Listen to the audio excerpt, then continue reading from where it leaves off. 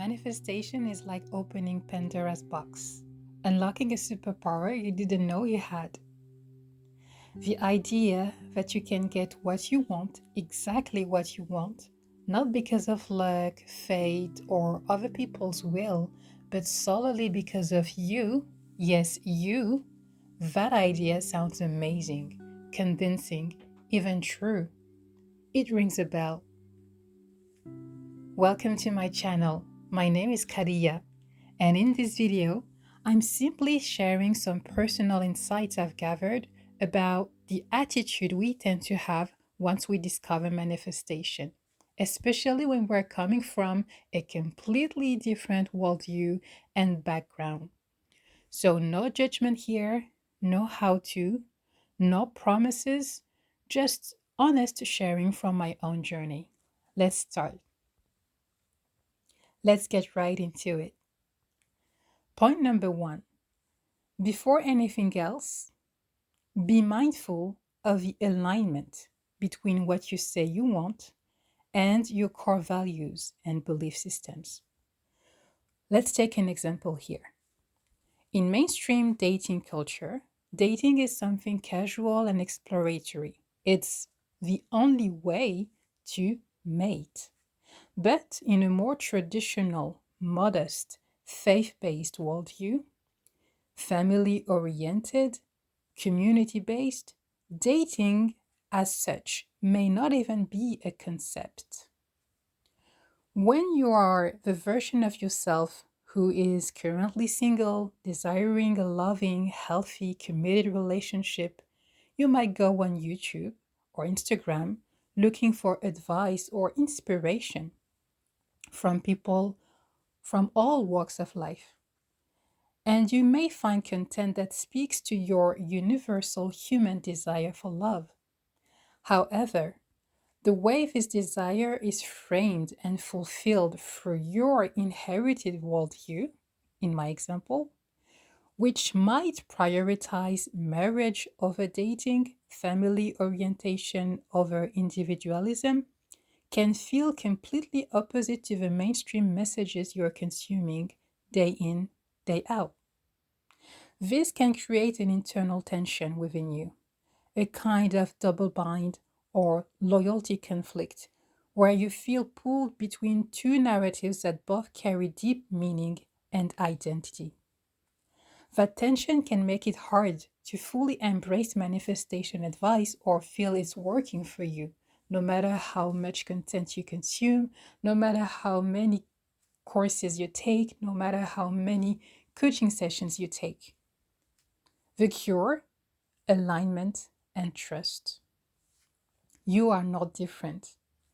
So start by becoming deeply aware of your own core values.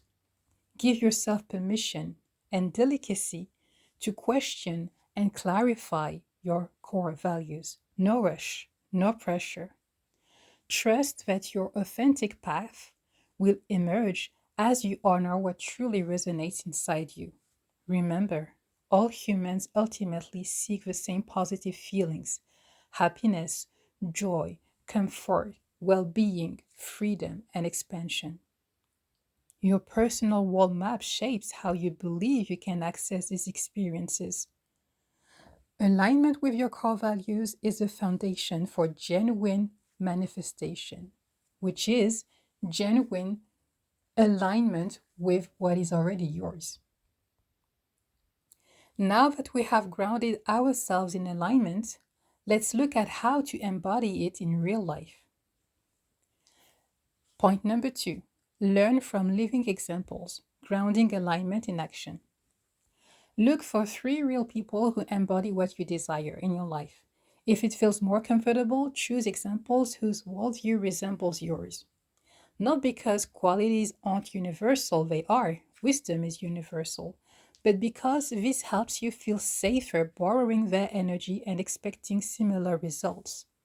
Notice their qualities, how they show up, and the energy they exude, and write these down and practice them daily. So let's take here another example.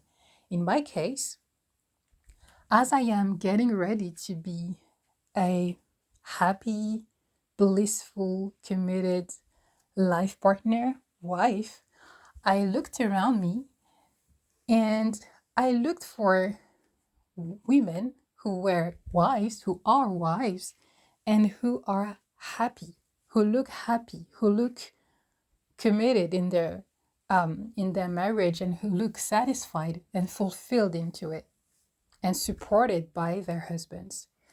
And I have come with three main qualities that these three women in my family, in my circle of friends, that they have in common is: number one, self-confident.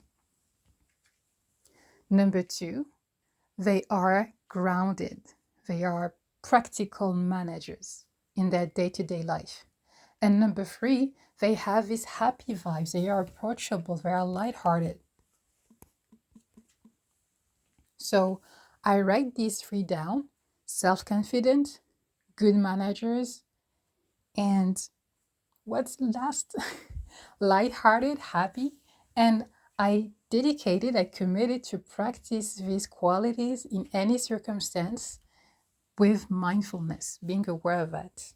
Not in order to get something, but just in order to remind myself that I have already this energy within me, and I can activate it in any circumstance in order to embody the woman that I want to be.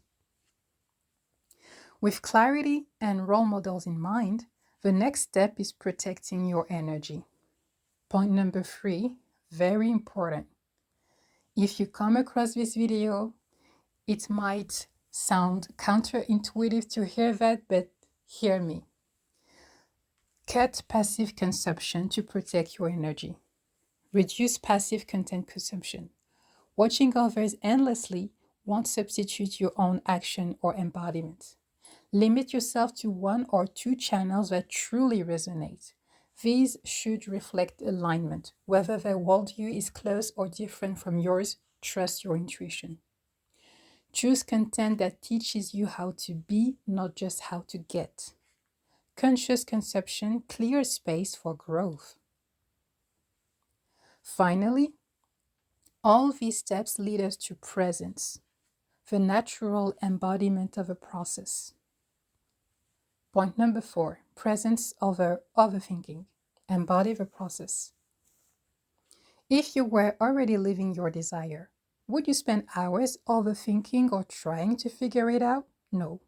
You would be present, at ease, enjoying simple moments with your loved ones. And remember that as souls, we incarnate in bodies to experience a physical experience, not to endlessly think it to death, think concepts. Presence holds your alignment, your role models, and your conscious conception. So, in conclusion, creation moves energy, conception drains it. Which side of the flow will you live on? What if the next YouTube or Instagram video you watch is the one you created yourself? Take up the challenge. Thank you for listening. See you in the next video.